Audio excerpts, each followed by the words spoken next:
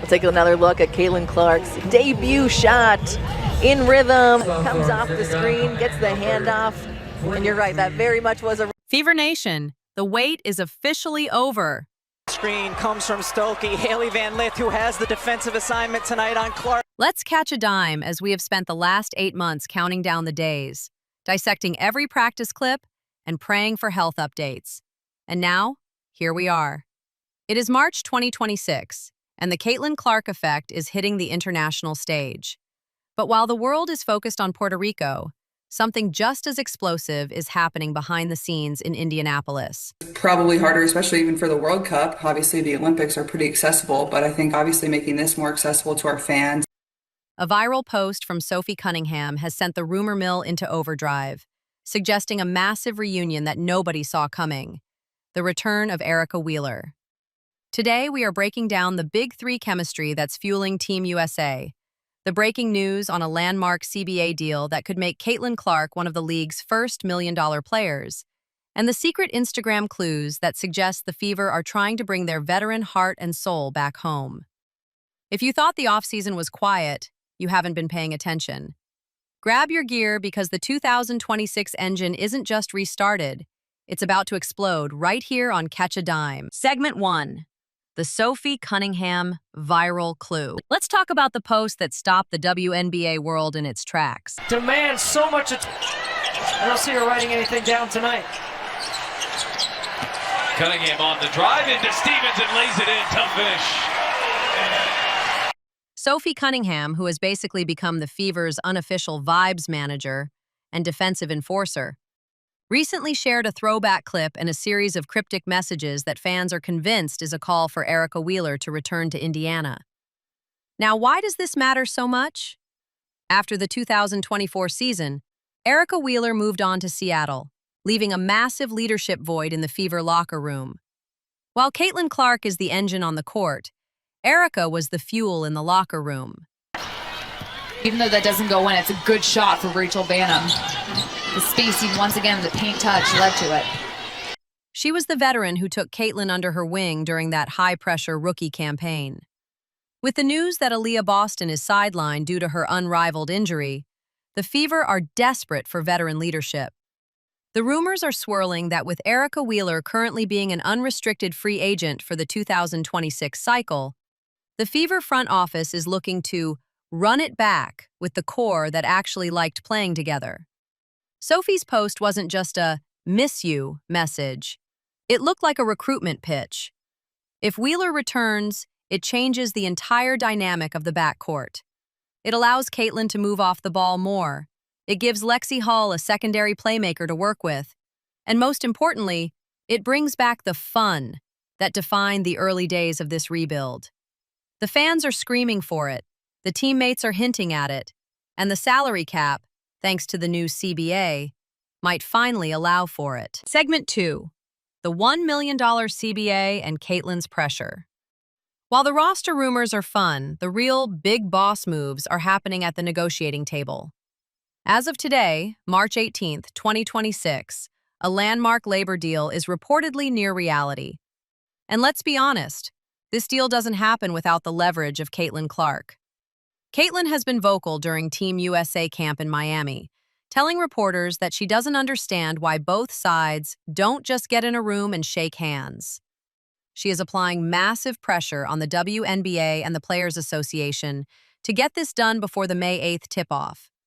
And here's the bombshell. The new deal is expected to pave the way for the first million-dollar player salaries in league history. We aren't talking about endorsements, we're talking about base pay. For years, the criticism of the WNBA was that the stars had to go overseas to make real money. In 2026, the Caitlin Clark reality changed that. Caitlin mentioned that her focus is on the next generation, but she also wants to make sure the current veterans. Obviously, I'm super excited. I think the more eyeballs we can get on the game, the better. And obviously, there's certainly a demand for it, and that's why TNT is doing it. So, the ones who built this league, get their flowers. This CBA isn't just about money. It's about expansion drafts, charter flights, and the respect that a global superstar like Caitlin demands. When she speaks, the league office listens.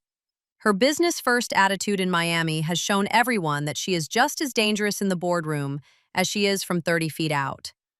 The pressure is on, the deadline is past, but the progress is real. Segment 3, FIBA debut, nerves and highlights. Now let's get to the actual basketball. March 11th through the 17th marked the FIBA World Cup qualifying tournament in San Juan.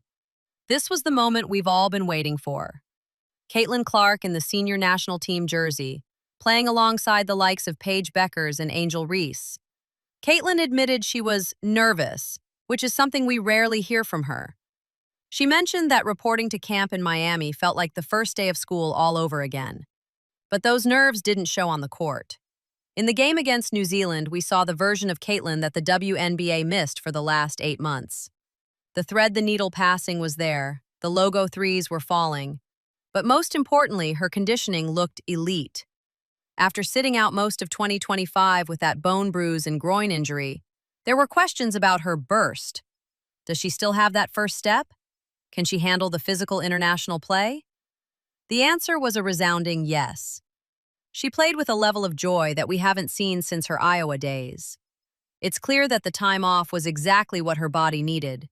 She's not just back, she's evolved. And with Aaliyah Boston watching from the sidelines, Caitlin has taken it upon herself to be the vocal leader of this young Team USA squad. This FIBA performance wasn't just a tournament, it was a warning shot to every WNBA team that the 2026 season belongs to the Indiana Fever. Segment 4, the Erica Wheeler legacy factor. Let's bring it back to the Erica Wheeler rumors. Why is the internet so obsessed with her returning to the Fever? Look at the contract data. Erica is a 10-year veteran. She was the first undrafted player to win All-Star MVP. She has career earnings of over $1 million, but her value to a young team like Indiana is priceless. Last season, the Fever's preseason schedule was described by some as a career ender due to the travel and intensity. Without a veteran like Wheeler to guide them through that gauntlet, the young squad struggled. By bringing Erica back, the Fever are buying insurance. They are buying someone who can handle the media pressure, someone who can coach Caitlin on the floor, and someone who understands the Indiana way. Sophie Cunningham knows this better than anyone. Sophie has been pushing for a locker room that is tough, and there is nobody tougher than Erica Wheeler. Whether it's the viral social media posts or the behind-the-scenes whispers at the CBA meetings, the momentum is building. If the Fever manage to sign Wheeler while also benefiting from a massive cap increase in the new labor deal, they will have the deepest, most experienced roster in the Eastern Conference. The new era of the Fever. As we close out this massive update, just look at Caitlin's latest Life Lately photo dump. You see her training, you see her smiling with Aaliyah Boston and Kelsey Mitchell, and you see a player who is finally at peace with her journey. The pressure of being the face of the league is still there, but in 2026, she looks ready to carry it. The engine is restarted. The CBA is almost done. The FIBA qualifiers proved she's still the best in the world. And if the Erica Wheeler rumors come true, the Indiana Fever are going to be a problem for the next decade. But I want to hear from you, Fever Nation. Do you want to see Erica Wheeler back in a Fever jersey? Do you think the new $1 million salary cap is fair for the players? And what was your favorite play from Caitlin's FIBA debut? Drop a Fever 2026 in the comments if you're ready for the season to start on time. Hit that like button for the CBA deal, and make sure you're subscribed right here on Catch a Dime to see all the action, so you never miss a beat on the most exciting era in basketball history. We'll see you in the next one.